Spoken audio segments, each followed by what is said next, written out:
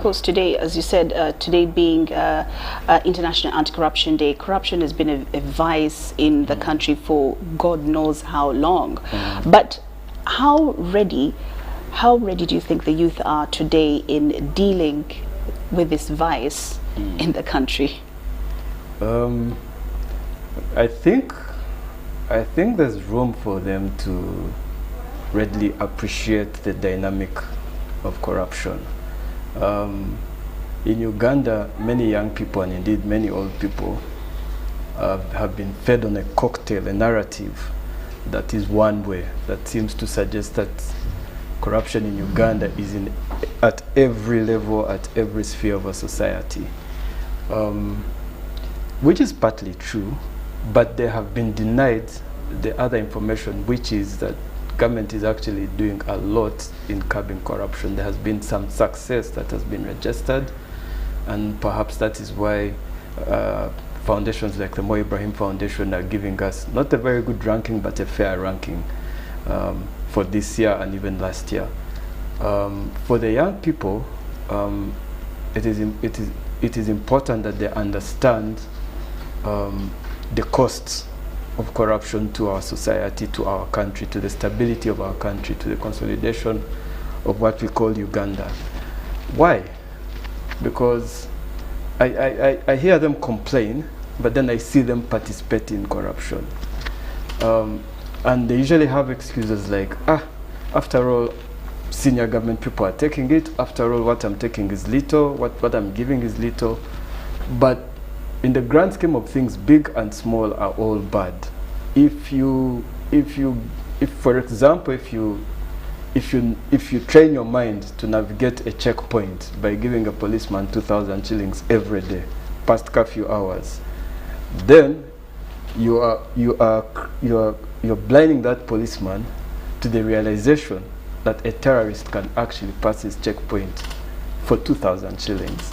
So it's very dangerous for the country. It's very dangerous for this place we call Uganda. But more so, every time you see corruption and don't report it, every time you participate in corruption as a young person, or indeed as an elderly person, you're denying we the other citizens a right to a particular service by a government. If, for example, I've been seeing long lines for people trying to get the COVID jab, which is very encouraging, which is very good. The COVID jab is everywhere now. So I've been seeing long lines of people trying to get them. But you get into a line sometimes, and the line is long, and somebody is whispering to an askari, or is whispering to a nurse, or is whispering to an administrator, can I give you kit kudoga and you take me in front? Okay, if you wanted to be in front, wake up early and be in front. So there are all these challenges around corruption, specifically the very small ones, which can be a threat to our country. So in my view, it is important that the young people understand that. It's not enough to just sit in your chair and complain.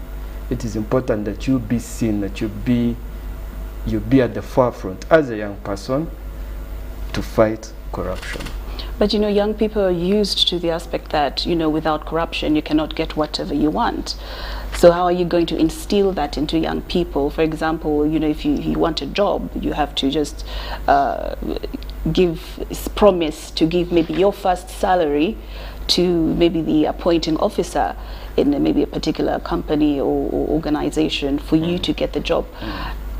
How are you going to encourage the youth or the young people to you know, stop this particular habit, according to you as Andrew? It's a question of mindset, and that's why we have a program such as this. Yeah. It is why the president in his wisdom set up something called the State House Anti-Corruption Unit. It is why there are all these many interventions. Number one, like I said, if you have the love of your country at heart, and then you begin to progressively work. History has taught us, we have very fine examples. We have, for example, if you look at the leader of this government, together with young people during his day, they set up a study group. They didn't like what the politics of the country was at the time. They didn't like what the management of the country was at the time. They set up study groups, developed an ideology, and championed that ideology. And today they sit in power. It's where Uganda is a progressive country. So young people, it's not enough for you to sit back and say, let me join the bandwagon and Musazi did this, therefore me, Okello, I should also do this and be like Musazi. No, you do not have to be like Musazi. Musazi didn't have to be like Okello. But we all have to put our country first. We must understand what it means to have a Uganda that I think it's impossible for us to be corrupt-free anyway, but it's important that we have a Uganda that is whose corruption levels are so low that they are never felt. There will always be a bad apple here. Anywhere you go in the world, there's a bad apple, but it is possible to have very few bad apples, and then there's the greater good that is enjoyed by other people. So, in my view, I think young people have opportunities here. If only one, they understand the national values of Uganda, the national and ethical values of Uganda, if they understand them, and then two, if they begin to progressively apply those values in their lives. But three, also take advantage of institutions like the State House Anti-Corruption Unit. There are toll-free lines that they have. If I come to you and if you come to me and say you want a job and I tell you your first month's salary is mine, simple. We all have this gadget nowadays. Record it. Okay? Call Afande Nakalema's office and report it, and you'll be amazed at the speed with which they will handle that officer, or at the speed at which they will handle me. There's a lot of action that can be taken. Okay. Yes, it's not enough that you just sit back in your chair and say that's the way things are. No, it's not the way things are. Okay, I like that, because I was going to shoot another question. What about those who are, for example, who are already, like, let's say, in power? Don't you think you should call them out to lead by example, so that the young people can also learn from them by their example, being exemplary and not participating in this corruption? But also, I want to ask you, what strategies do you think young people can set up to fight the corruption vice in Uganda? Okay, yeah, you're right. Leaders can lead by example, and I think we have many leaders leading by example. We don't give them enough media coverage. I do not know why that is, but we have very many leaders who are leading by example. Very many good leaders in this country, and I think that's how Uganda has been able to make progress, socio-economic progress. So we have those leaders. But secondly, I think one way for us to, one of the actions young people can take to fight corruption is, like I said before, understand the value of being a Ugandan, then aspire to have a better Uganda, take part in national programs, okay? If you know your MP, if you're not content with the level of service that your MP is providing, in as far as his defined role is concerned, simple. Make sure you're present at the next ballot. Okay? Stand in line. Don't create excuses. Stand in line, and then let your vote be the voice through which you speak. That is one affirmative action you can take. The second is work with government offices. Work with the Inspectorate of Government. Work with Uganda Police. Work with the DPP's office, work with the State House Anti-Corruption Unit. There are all these offices that you can work with aggressively, and they have branches everywhere in Uganda. Work with them. Take to them information. Say ABCD. Do not take information, however, which is based on a rumor, because that will be mudslinging. But if you have your good information, your solid proof, yes, your true information, take it there. And then consistently engage and say, I brought this information, I'm not seeing any action being taken. Believe you me, action will be taken, and then you will begin to get the Uganda that you want. Yeah. Okay, I want you to speak to the youth this evening and tell them their role in fighting and combating corruption. Their cardinal role is to reject corruption in whatever form it comes. Even if corruption is very blinding. It's very deceptive. In Genesis chapter 41, they tell a story of Pharaoh's dream. Pharaoh went to sleep, and in his dream, 7 fat, healthy cows strolled out of the Nile, and he was happy. But in the same dream, 7 thin cows strolled out of the Nile and ate the 7 fat cows. The 7 thin cows are corruption. Uganda is our gift. It's our land, as the president always says. We have been here for thousands of years. It's a very beautiful country.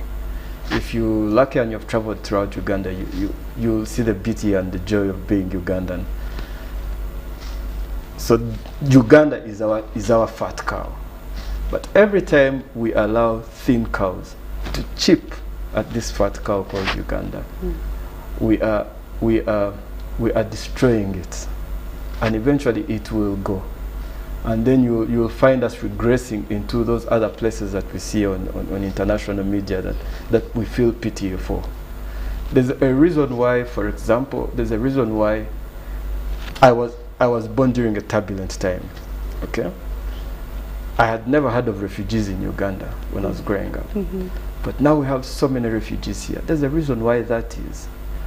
The thin cow destroyed wherever they are coming from. Okay? If we do not understand that the thin cow destroyed wherever they are coming from, then believe me, one of these days we shall be like those guys we were seeing on TV in Afghanistan.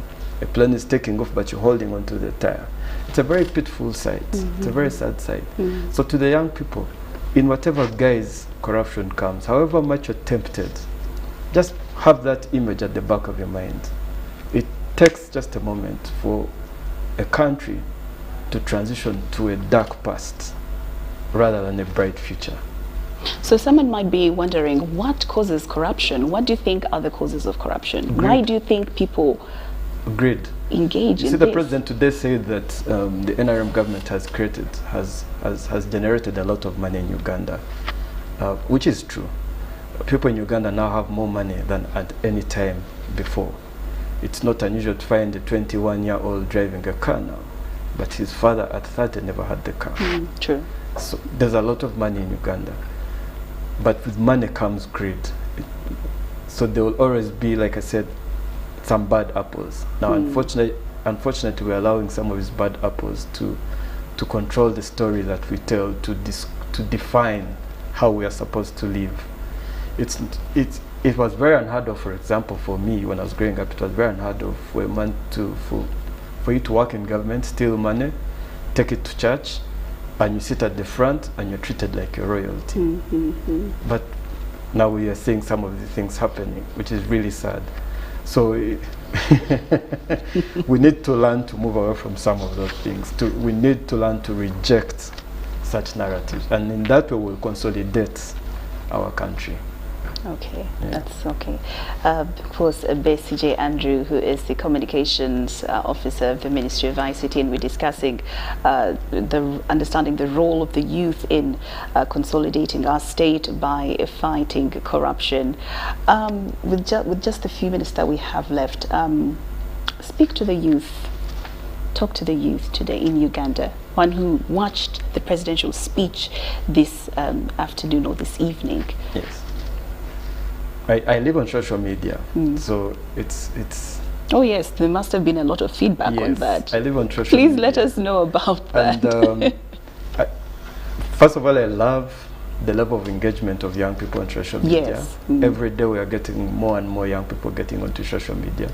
Social media is a very beautiful tool to use, but it's a very dangerous tool to the youth. Today the president spoke, and he made profound announcements. He has made profound announcements for a long time now.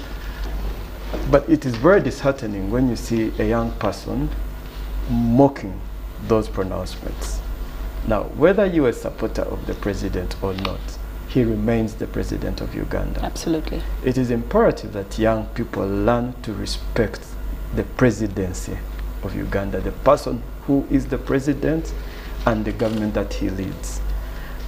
So many things happen in government that I myself might not be in agreement with, but it is my government. Shortcomings in government are by people, but these people are coming from our communities. They are our uncles, they are our aunties, they are our brothers, our sisters, our nephews, nieces. These are the people in government. So every time you go on social media and you turn it into a mockery, then you're playing your part in being a thin cow. Okay? It is important that if you're going to go to social media to critique the person of the president or the government of Uganda, the members, the ladies and gentlemen that work for government, if you're going to critique them on substance, on facts, not wishful thinking, and not on using derogatory language. So for me, that's part of building national character. If you claim you are Ugandan, the white man has written so many books from the time of colonialism, but the one thing that is constant in his book, he writes that Ugandans are humble people. They are well-behaved people. They are respectful people. Maybe it's time young people in Uganda learned how to embrace those traits. Yeah. Very powerful words there from you, Besigye Andrew. Do appreciate that for sure. So you say, he says, do not be the thin cow that eats and feeds on the prosperity of the country. I've definitely enjoyed this topic and definitely wish to sit with you again and get to know, learn more about how we can, be better citizens of Uganda. I'd like to say thank you so much for your time, and thank you so much for gracing us this lovely, lovely evening. Do come again. Sure will. All right. Thank you. Well, that's right about it on the National Guidance Moment right here on UBC Television.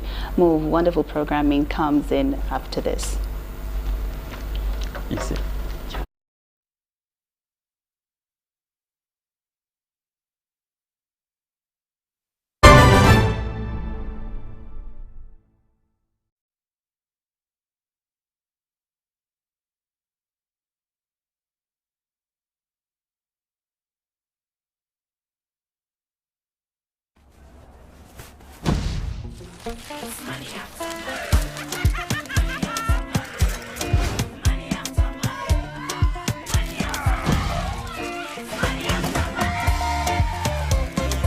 Transact and win money after money with Airtel Money. 1.5 billion shillings in cash prizes up for grabs.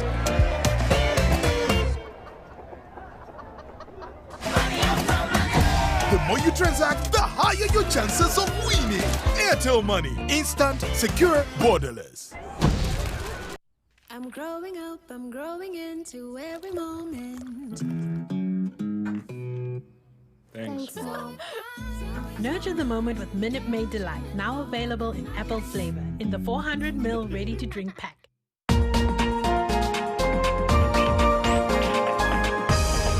This weekend on UBC. We end the week in style. We talk about one thing, and that's one thing only. That's money. During this festive season, Christmas is quickly setting up. You need to know how to make that extra cash. The rapidly growing economy of Uganda creates the perfect space for investors to take a keen interest in forex trade deals. Many people are building their wealth by trading Ugandan shillings for international currencies that are gaining value in the market. This weekend, we sit down with one of the best forex traders in town. I'm called Achirize Daniel. You can basically describe me as a trader. I do trade, and then at the same time, I'm a CEO to Forex Bulls, and I can personally do coaching.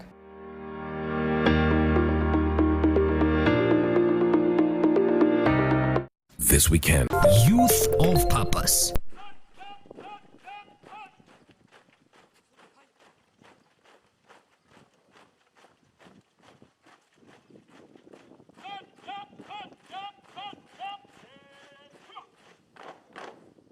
You can be patriotic in other ways, like not being violent. My fellow youth, I would just encourage them to be aware of the HIV and AIDS. I've learned about financial literacy because we are good spenders. I should spend on what I really need, not everything I want. naye ekyenjize tetulina kwesosola mu bantu bonna, tulina sosola mawanga, tetulina sosola mawanga, ffenna tuli omuntu omu. Engaging them in such sessions is very, very vital if we want the leader that we want to have in future. Put your parties aside and look at what we need as young people to develop our country. Uganda first.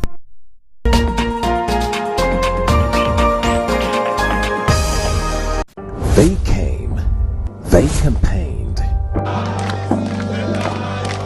You believe. trusted them with your votes. I, Jacob Lokori Olanya. Now they are in the August House.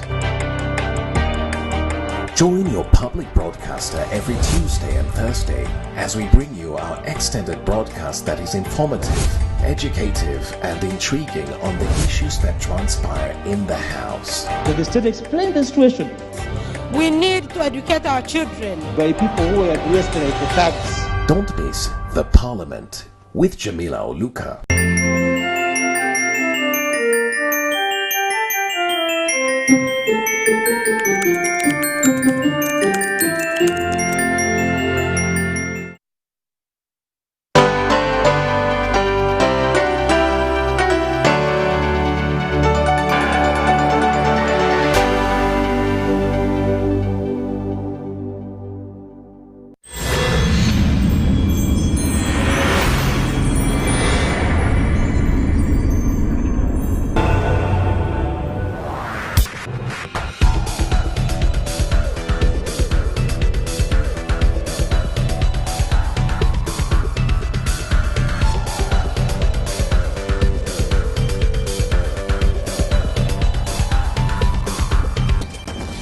Qualified, professional, and compassionate doctors talking real solutions to real health problems.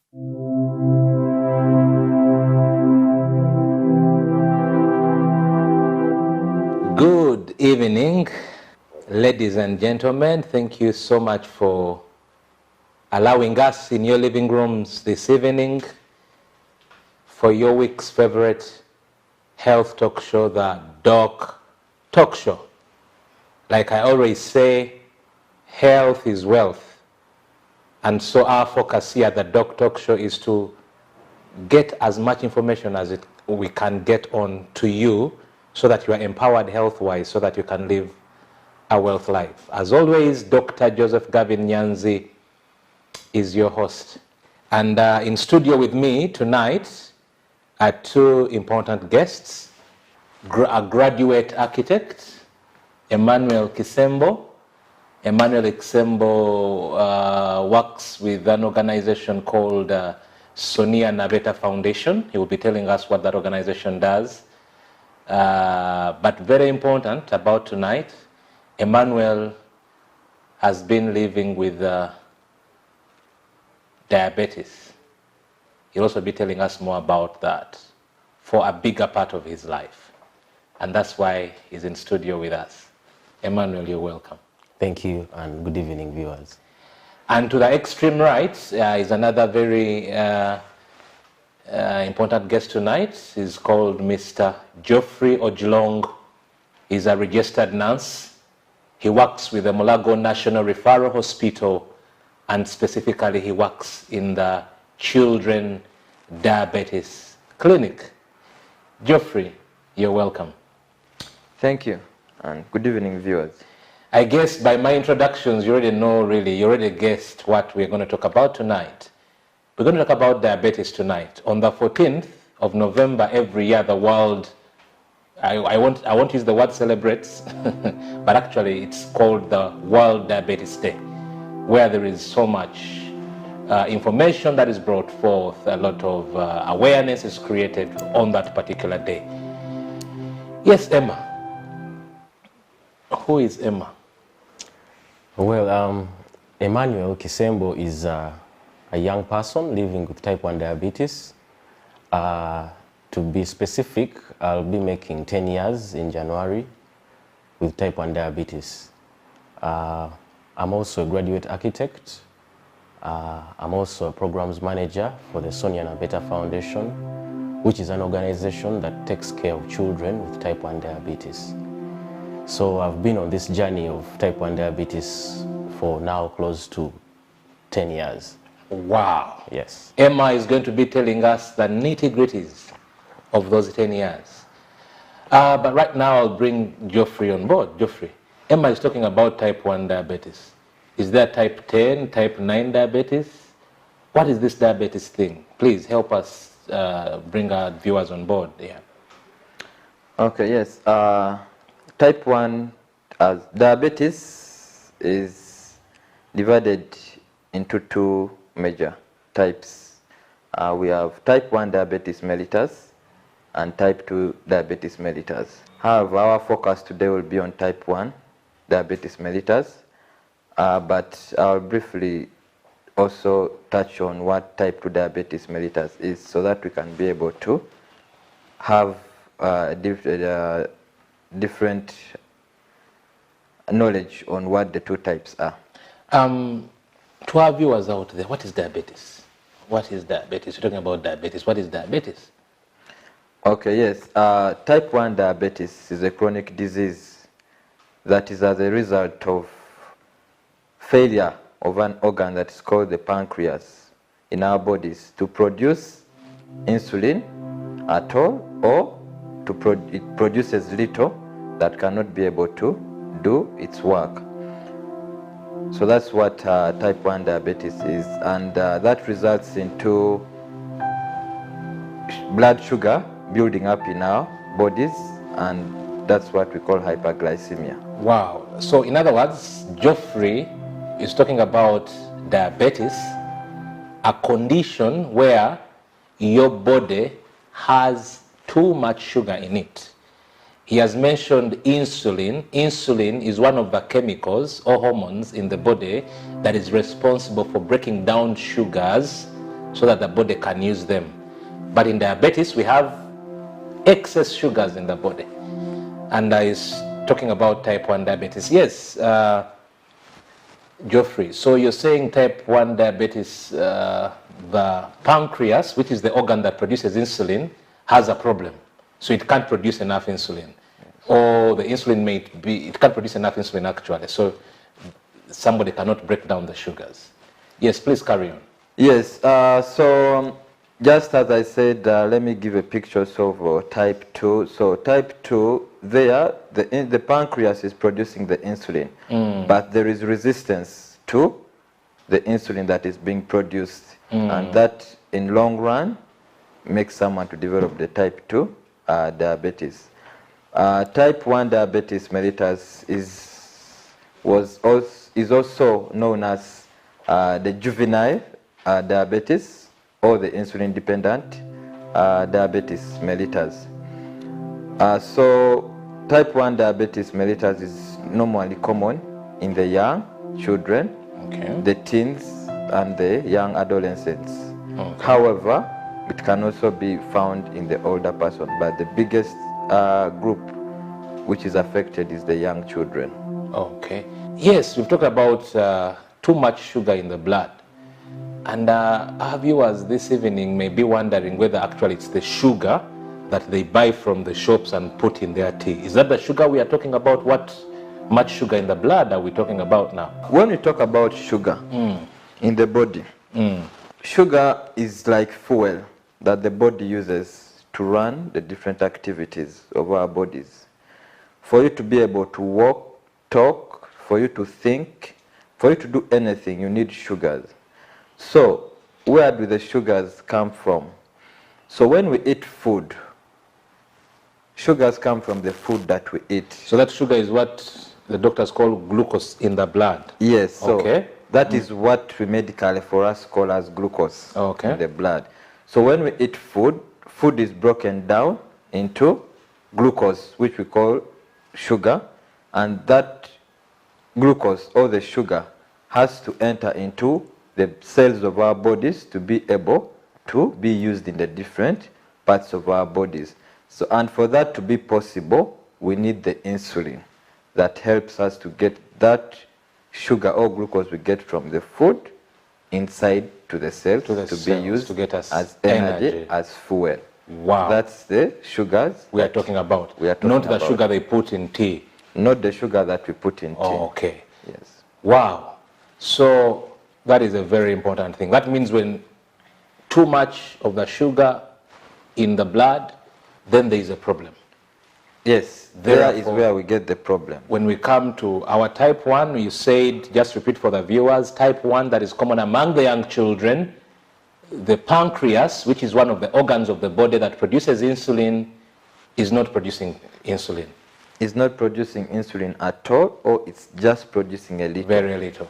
And then type 2, which is common in adults, which is a lifestyle disease, diabetes, is where actually the pancreas is okay, but then the insulin that is produced cannot work to break down the sugars. That is amazing. That's going to be a very wonderful next about 40 minutes of learning this evening. Emma, you said you work with the Sonia Naveta Foundation. Yes. What is this Sonia Naveta Foundation about? The Sonia Naveta Foundation, as I said, is an organization that takes care of children with type 1 diabetes. Okay. And its mission is to alleviate that very much high cost of treatment of diabetes, especially type 1. Emma, first leave it there. We are going to go for a break and you'll pick it up right from there. Thank you so much for keeping it with us.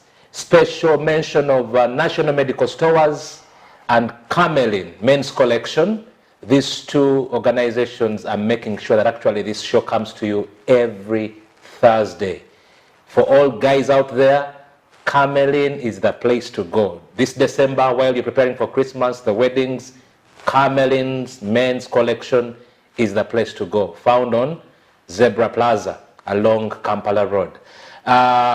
Please share the link. We are live on our Facebook page, The Doc Talk Show, YouTube channel, The Doc Talk Show. Share the link with your friends and family. If you have any questions or comments, please leave them in the comment section below and we'll get back to you. Keep it with us. We'll be back in a minute. You are watching The Doc Talk Show.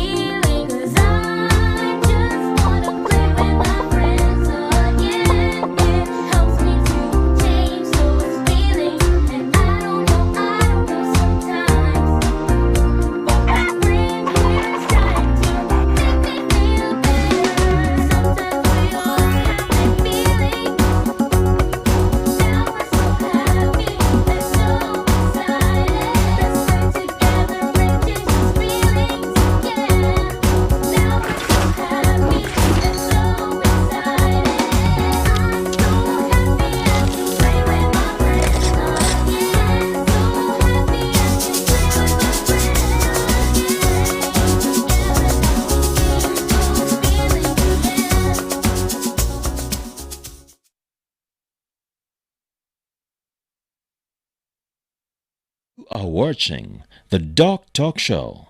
Wow, thank you for keeping it here. Please share the link, The Doc Talk Show, on YouTube as well as on Facebook. And if you have any questions and comments, leave them in the section right below us. Emma, before we broke off, you're telling us about the Sonia Naveta Foundation. Yes. Takes care of children with type 1 diabetes. Yes. What else about Sonia Naveta? Yes. I'm seeing something on your t-shirt. Yes. Warrior. Warrior. I'll talk about warrior because I'm a warrior myself. Wow. Yes, in our world, we believe that a warrior is a person living with type 1 diabetes that lives with great courage, strength, optimism, and perseverance. Wow. And one who is an inspiration to the others who have type 1 diabetes. Wow. Well, at the Sonia Naveta Foundation, our mission is to alleviate the hefty cost of treatment for type 1 diabetes. And we do that by providing holistic body, spirit, and mind health care to children from low-income families. Okay. Our focus is children from low-income families because they are the ones who are most vulnerable. Okay. As we shall see, type 1 diabetes is a financially back-breaking condition. So it puts those people that are in the low-resource settings, those who are in poverty, in a very difficult situation. Wow. So our focus is on those children who are from low-income families. How many children are you taking care of at the moment? Yes, at the moment we have quite a big number of children across our programs. We have about 3-4 programs running, and we have about over 200 children. 200. Yeah. That is in Uganda? That is just here in Uganda. Okay. Geoffrey, Sonia Nabeta Foundation is currently taking about 200 children in Uganda. That makes me think this is a big problem. You're telling me about the prevalence. Well, how is it? What are the figures? What are the figures? Uganda, globally, do you have those figures of type 1 diabetes? Yes. As a country as Uganda, we should be concerned about the rise of type 1 diabetes amongst our children in the country. In Uganda, we have approximately over 500,000 children living with type 1 diabetes mellitus in our country. 500,000 in Uganda? Yes. And the main treatment center is Mulago National Referral Hospital? Yes, Mulago Hospital being the National Referral Hospital. Okay. Yes, it's the main center for the treatment. Okay. Because all the clinics that we have in the countrysides always refer to us in case there is no improvement in the child's condition. What are the risk factors, or what are the causes of type 1 diabetes? The person watching out there will need to know what causes type 1 diabetes. How does somebody end up with this condition? Type 1 diabetes has no definite cause that we can point at and say that this is what causes type 1 diabetes. However, scientists say there are some predisposing factors, or what we call risk factors, that can predispose someone to type 1 diabetes mellitus. There is a thought that type 1 diabetes is an autoimmune disease. So what it means that the body destroys itself. Okay. So, and in this aspect, some body cells come and begin attacking the other body cells. For example, the body fighter cells begin to kill the cells of the pancreas that produce insulin. Okay. Yes, exactly. So the body producing cells of insulin, which we call the beta cells, which are in the pancreas, are destroyed by the body itself. Okay. And then over time, that can make someone to get type 1 diabetes. Okay. Other thoughts are within the genes, that if in the family there are parents or siblings with type 1 diabetes, there's a high possibility that the children will have type 1 diabetes. Okay. And the other things we also being looked at are viruses and also the environment. So those are some of the risk factors or predisposing factors that are looked at to be very significant in predisposing someone to type 1 diabetes. So, because now the causes really are a little hazy, they're not very clear. How will somebody know, my child could be having this problem? Signs and symptoms, what exactly? Signs and symptoms, the cardinal signs and symptoms of type 1 diabetes mellitus. We have excessive urination. Okay. In our term that we call polyuria, in the medical term. That's where a child is going to pee every time, goes to the bathroom to pee. Or a well-trained child who was not bedwetting is bedwetting. That is one sign to tell you that something must be going wrong. Okay. We also have excess hunger. This child is eating every time. Every time the child eats food, every time the child wants to eat food, does not get satisfied. Okay. Then we have also excess thirst. Okay. This child wants to take water every time, can take like 5 liters of water a day. Wow. Then we have unintended, unexplained weight loss. So you see the child is losing weight unexpectedly. You try to search what could be the cause, but you don't see a problem. So those are mainly the cardinal signs. However, other signs and symptoms may manifest according to how you will get the child. Wow. Yes. That is very good information for our viewers. So if your child, are there age limits, like from this age to this age, when a person can get this condition? So usually type 1 diabetes is children, whether from the point of birth until young adulthood. Okay. That's usually the age bracket of when type 1 diabetes is highly suspected in a child.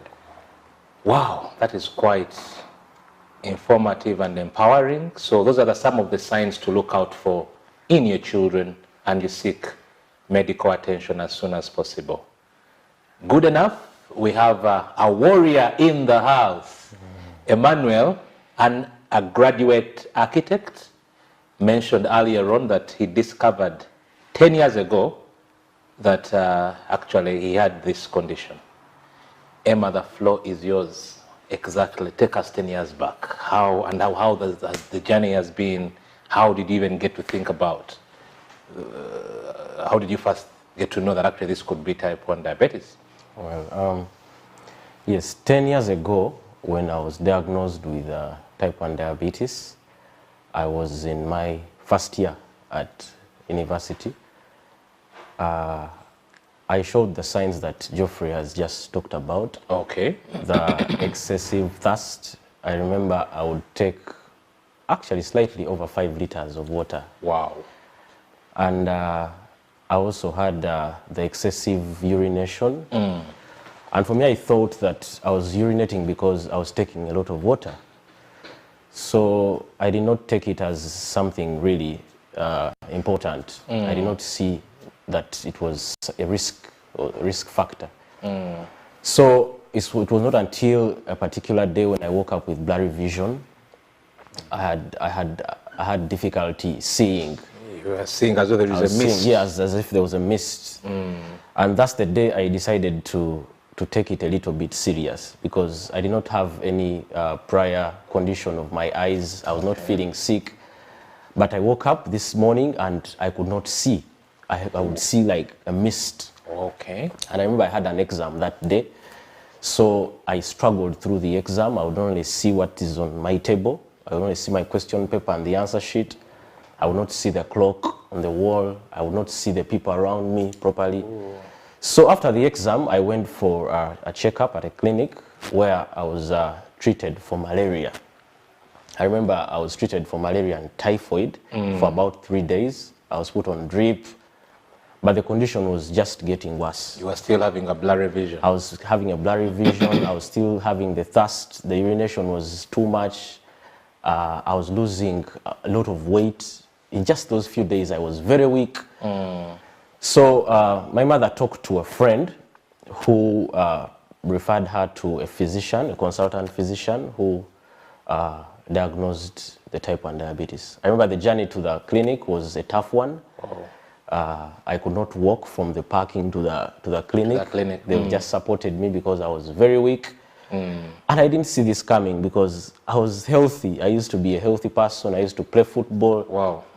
So I reached the clinic and my sugar levels were, I remember they were 33.3 millimoles per liter, 33.3. And usually the normal range is between 3 to 7. Around between 4 to 7, around there. Yours was 33. Mine was 33. Wow, that was very high. It was very high, and I was given shots of insulin. I remember thinking I would just walk out of the clinic in the evening and go back home like you're treated for any other illness. But I stayed there for a few days, and I was discharged. Okay. Yeah, that's how the journey started. Wow, wasn't it a big shock to you? It was a very big shock. Doctor to say that actually you have diabetes? It was a very big shock. But at that time, I did not know what diabetes was exactly, because I thought it is one of those things that can come and go. It's like a cough or flu, you'll just walk away tomorrow after treatment. So I did not really fear so much at that point. But when I was discharged with... You didn't fear so much? We are going to pick up from exactly that point when we return after the short break. Thank you for keeping it with us. Please share the link, the Doc Talk Show on Facebook, as well as on YouTube. Invite your family and friends and let us be empowered together. We'll be back in a minute. Thank you. You are watching the Doc Talk Show. Did you know that corruption cripples Uganda's development? It's time for you and I to put an end to this. We can work together to end corruption. Let it be your responsibility to report to the established anti-corruption agencies. A corruption-free Uganda starts with you and I. Your right, your role. Say no to corruption. This message is brought to you by the State House Anti-Corruption Unit. You are watching the Doc Talk Show. Thank you for keeping it here with us. Those that are just joining us this evening, Dr. Joseph Gavin Nyanzi is my name, your daily host. And in studio with me, two guests, and we are discussing type 1 diabetes. And just before we broke off, Emmanuel. Yes. You were in the clinic, the doctor said you have diabetes, and you thought it was just one of the normal diagnoses. Yes. So I was not so scared at that particular time because I thought it was a normal diagnosis. But when we were discharged, I remember we were given insulin, we were given syringes. Wow. And we bought a glucometer to keep checking blood sugar. So I started pricking myself every day. I thought this was very simple. I thought it had stopped at the clinic. But when we went back home, my mother continued to give me the shots of insulin like 3 times a day. 3 times a day. And Injections. Daily. Injections. And you also had to prick my finger so that I could test blood sugar. Slowly your mind was beginning to realize, hey, this is not something very simple. It's not here to go away or something like that. Yeah.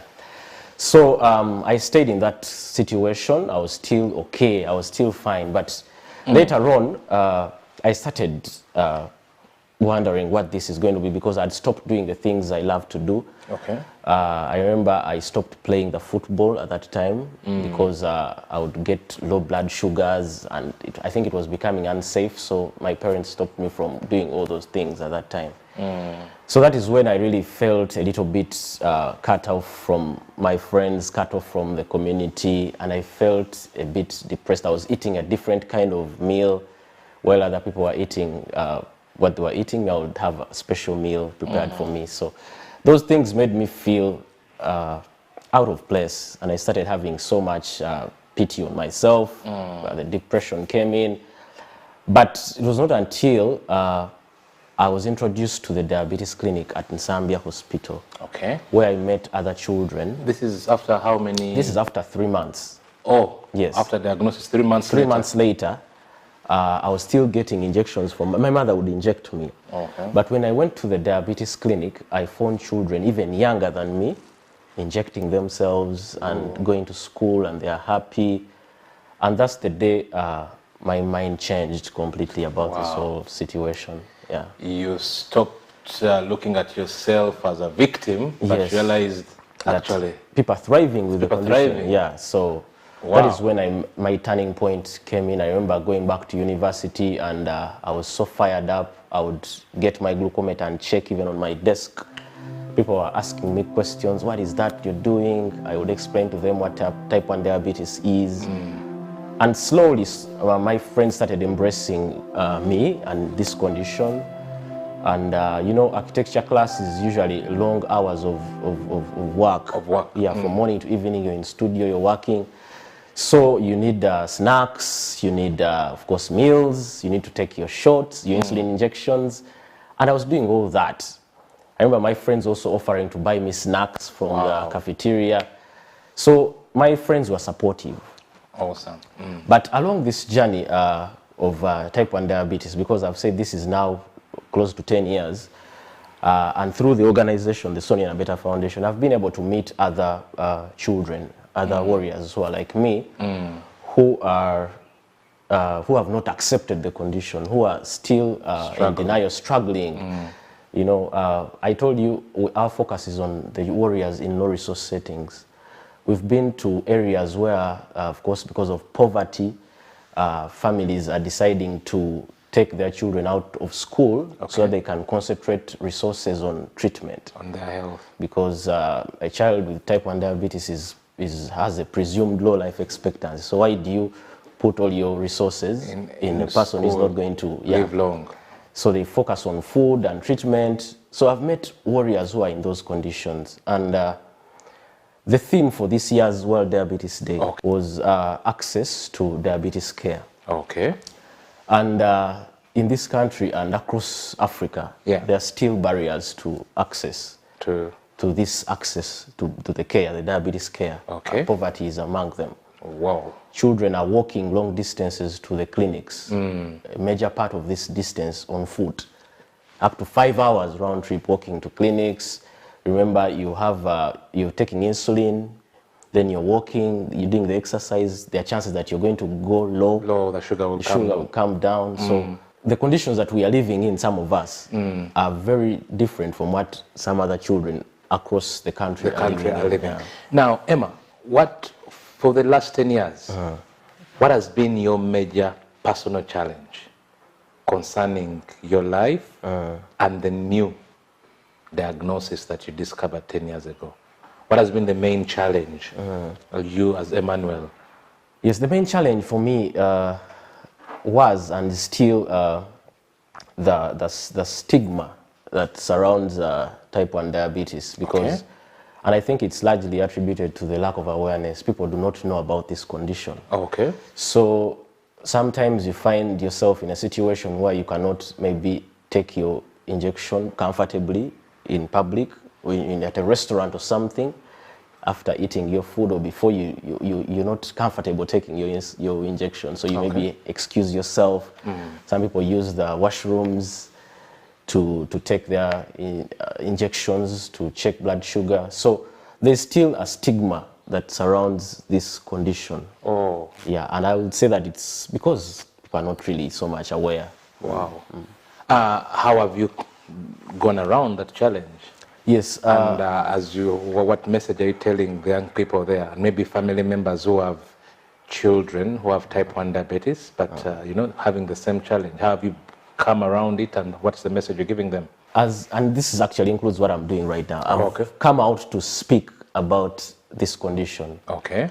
Personally, when I met children who are younger than me, taking their insulin injections, going about their business, going to school, and they are comfortable, I made that decision to not have pity on myself, but rather move out and do whatever I can to spread this awareness. During my school times, I was checking my blood sugar on my desk. Wow. And that was an opportunity for me to discuss or to share about diabetes to my friends. Somebody comes and asks, what are you doing? And tell them, this. And that way I felt comfortable. Yeah, I would not fear to do these things. So a child who is diabetic and you're out there, it's important that you tell someone about the condition. Tell your best friend at least about diabetes. And that will make you feel normal and comfortable. At least if a few people know about your condition, you're comfortable. You feel embraced in that small circle of yours. Wow. And then the parents and healthcare workers and guardians, please, for us people with diabetes, understand this condition more than anyone. So you should not be so hard on children with diabetes. Sometimes you can take your insulin and sugars fail to come down. Come down. Yes. So some parents can decide to be rough on their children. Maybe they think they are taking sweets without telling them. Let us be merciful to these children. Compassionate. Yeah, compassionate. Let's understand that it's a condition that we didn't bring upon ourselves, but we're also learning to live with it. Okay. Yes, and that way our children will feel accepted. They will feel embraced. Emmanuel, you're inspiring me. Actually, you did 5 years of architecture at university, because I know that's one of the hardest courses at university. Yes, so even as we come to a close of this segment, what is your dream? Do you have children? I know you're done with university. What is your dream in the next 10 years? Well, in the next 10 years, I know that for sure I'll have reached out to so many warriors and talked to them about diabetes, but I want to show the children diabetes that you can live a normal life. Okay. You can live a productive life. Personally, I graduated with a bachelor's degree in architecture and I got married. Wow. I have 2 daughters, very beautiful daughters. Amazing. So you're living a normal life? I'm living a normal life. Wow. I'm making my money. Wow. Yes, and life is okay. So we want to show the children out there that it is possible. It is possible to live a normal life. It is possible to live a full life with diabetes. Say that again. What is warrior? A warrior is? A warrior is a person with type 1 diabetes Okay. that lives with great courage, strength, optimism, and perseverance, and one who is an inspiration to others. Just like you are. That is so wonderful. I really wanted you to go on and on and on, but we're going to take a break. And thanks to National Medical Stores and Carmeline Men's Collection for making sure that actually this show is on every Thursday. We will take a break and we'll be back in a minute. You are watching the Doc Talk Show. The Electoral Commission appointed the 2nd to the 14th of December 2021 as the period for conducting candidates' campaign meetings for local government council by-elections.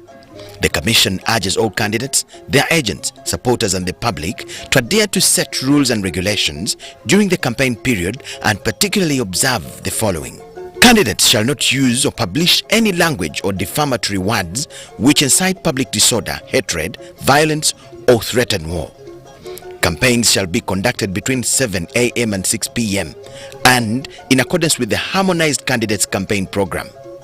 Strict SOPs put in place by the Ministry of Health and by the Electoral Commission to prevent the spread of COVID-19 will have to be adhered to. Candidates will, however, be allowed to organize or hold campaign meetings in a regulated manner, preferably outdoors, with limited attendance of a maximum of 200 persons with face masks, enough spacing, hand-washing facilities and sanitizers. Candidates are advised to identify suitable venues within their constituencies and notify the respective returning officers who will conduct an inspection together with the police and the district COVID-19 task force to ensure the venue will enable observance of the guidelines issued by the Ministry of Health. Candidates and their agents are advised to use non-contact means of communication to interact with the electorate, such as flyers, leaflets, brochures, posters, billboards and banners, radio and television announcements, and talk shows, short messaging services, SMS, voice messaging, social media platforms, and websites.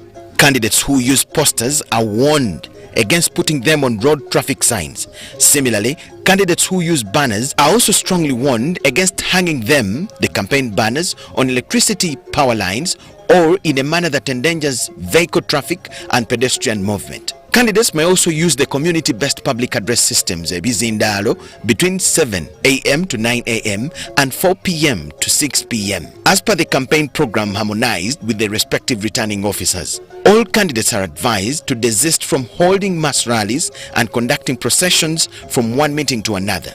Similarly, convoys and crowds of supporters shall not be allowed outside the designated meeting venues. Polling and tallying of results for elections of councillors for special interest groups shall take place on Wednesday, the 15th of December 2021. Then polling for district chairperson Kayunga and chairpersons and councillors for other local government councils shall take place on Thursday, the 16th of December 2021 at all polling stations in the affected electoral areas.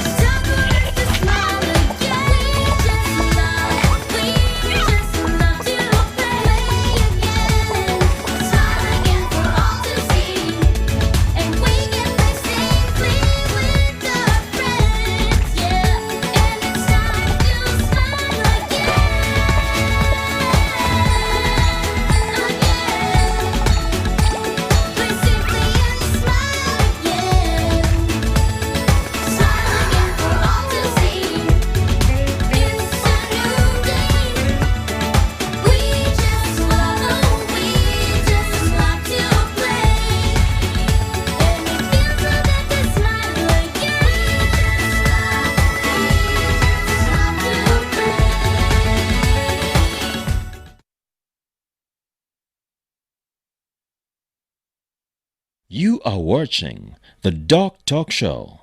Thank you, dear viewers. Thank you for sharing the link. Please don't forget to leave the comments and questions in the comment section below on our Facebook and YouTube channels, the Doc Talk Show. We are here back again, still talking about type 1 diabetes. And right now, back to Geoffrey. He already told us about the symptoms, and we've had the personal testimony of Emmanuel. Very touching testimony, and a story of hope, a story of inspiration, a story that things can be possible. I recognize the symptoms and signs of excessive urination, excessive thirst, excessive hunger, unexplained weight loss. Where do I go? And when I come to hospital, what are the things, what do things the doctors are supposed to do? And then how do we manage this condition?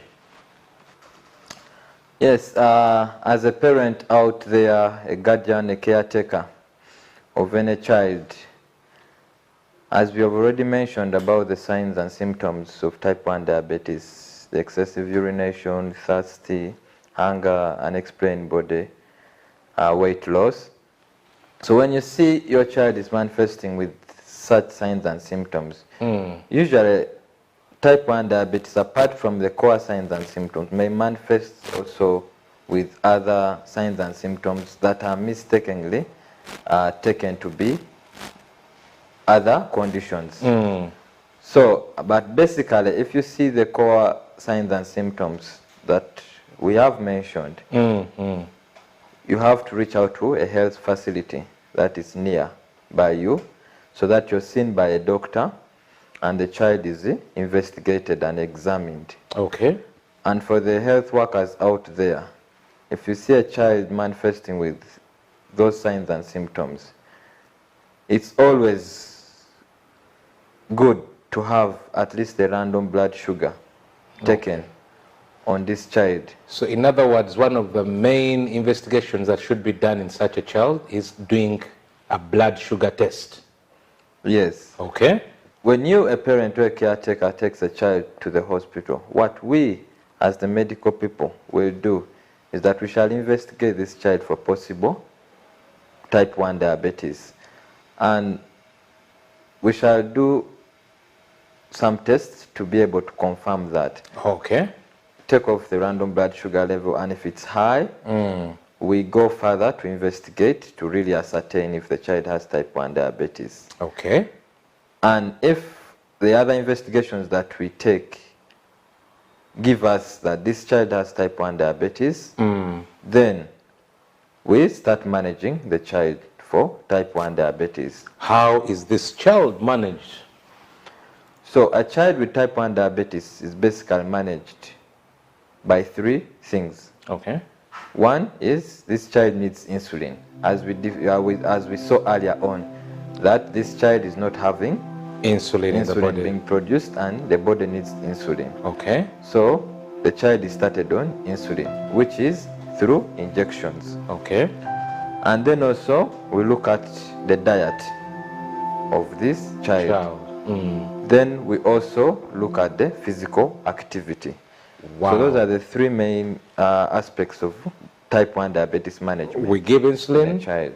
We look at the diet, yes, and as well as physical activity. Yes. So diet, are there foods this child is not supposed to take and foods that are advised to take? So when we talk about diet, nutrition in a child with type 1 diabetes, some people usually mistake that you have to limit this child from certain foods. But as a child, for the child to grow, this child needs to eat food. She needs to have a balanced diet. Yes. Food, proteins, carbohydrates, vitamins, all of them in equal quantities. Yes, all of them in equal quantities.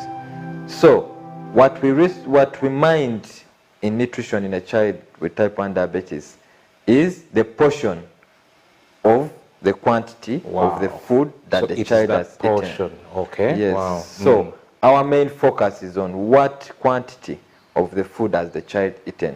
Not that we restrict this You hear some people saying don't take posho, eat only boiled matoke and Irish. We don't do that in children because these children need food to grow. Okay. And if we restrict food in the children, then we shall have children who are stunted, who are not growing. They are not increasing in height, the weight is not increasing because we have restricted food in these children. So when we talk about diet, that's what our main focus is on. Okay. Emma, what was your experience? Diet, wow. 10 years ago. Diet, I said at first I was restricted to different kinds of meals. Okay. I remember I was eating matoke and greens. That was my diet. But of course, through the clinic that I attend in Zambia, we were taught about things to do with diet. And I learned that you can eat anything. Wow. As long as it is in the agreed portions. And you're taking your insulin very well. Okay. You can eat everything. You can eat the posho, you can eat the rice, the meat, everything. So I started eating everything also from that time because I got the education from our nurses and life You told changed. me when you had first, they had limited you from playing soccer. Do you Yes. play soccer nowadays? I Did do. you resume the physical activities? Yes, yes, I do. And it is part of the journey. At first, they had restricted me from food, from playing, from interacting with people. But right now, I do all those things. Life is normal. I take my insulin, I check my blood sugar, go to the field and play. I know what to do when sugar is low or when it's high. So life is now back to normal. Geoffrey and Emma, this has really been a very wonderful evening. I'm personally being enriched with more information. Usually, the last part of our show is what we call the call to action. People are watching us tonight. They are parents, people everywhere, policymakers. I just want you to just look into the camera and just say, this is what you love to do. Because you just said there are about 500,000 Ugandans with type 1 diabetes. That's a very big portion of this country. Is treatment available? Are these things, what do you need the policymakers to do? I'll begin with Geoffrey. Yes, to everyone watching us this evening, to the parents of the children of our great nation, to the policymakers, we should be all aware that we have increasing number of children with type 1 diabetes in our country. As parents, if you see a child manifesting with the signs and symptoms we have discussed this evening, please reach out to the nearest health facility. We have clinics that are spread across the countryside, whether in Karamoja, whether in the West Nile in Arua, whether you are in the West in Imbarara, whether you are in the East, Soroti, Jinja, we have all clinics of children with type 1 diabetes spread across. So please reach out. These things of saying that children do not get diabetes is not true. The fact is a child can have diabetes. So as this year, we are saying that the theme is of the World Diabetes Day from 2021 to 2023 is access to diabetes care.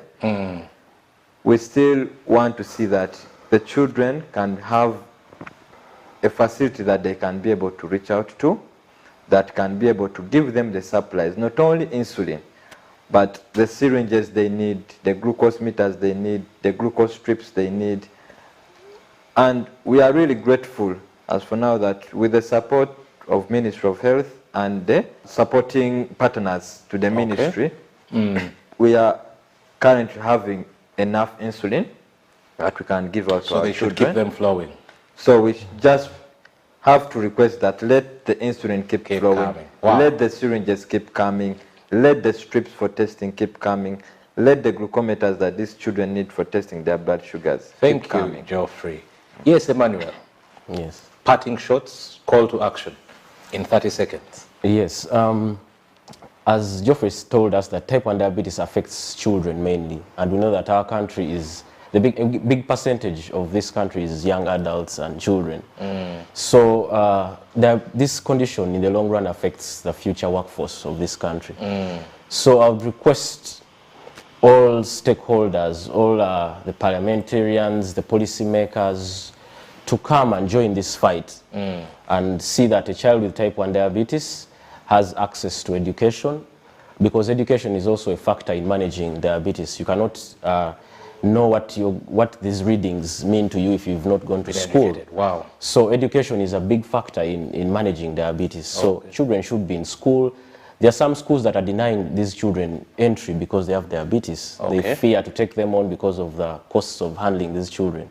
But if they have their insulin, they can eat the normal food that the school provides.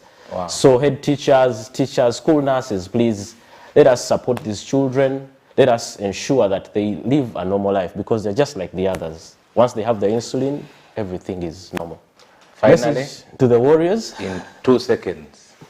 Message you said a warrior is? A person living with type 1 diabetes that lives with great courage, strength, and optimism, and one who is an inspiration to others. Wow. Yes. Geoffrey and Emmanuel, thank you so much for gracing our show this evening. And to our viewers, it's always a pleasure and delight to be on your screens every Thursday evening. And it's been the same this evening. Please share this information. Good enough. It is eked on our YouTube channels, even those that have not watched now, our Facebook channel. Share with them this link.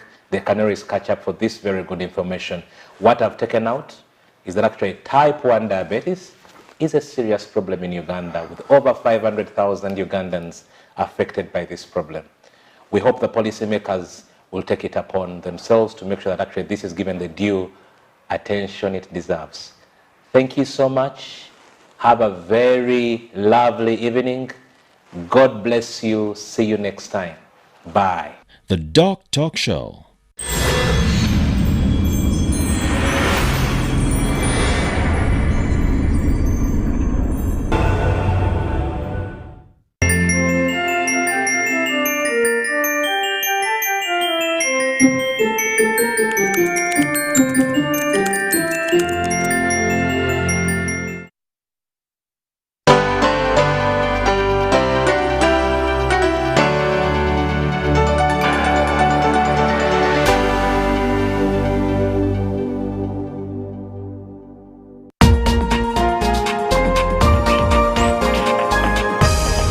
This weekend on UBC. We end the week in style. We talk about one thing, and that's one thing only. That's money.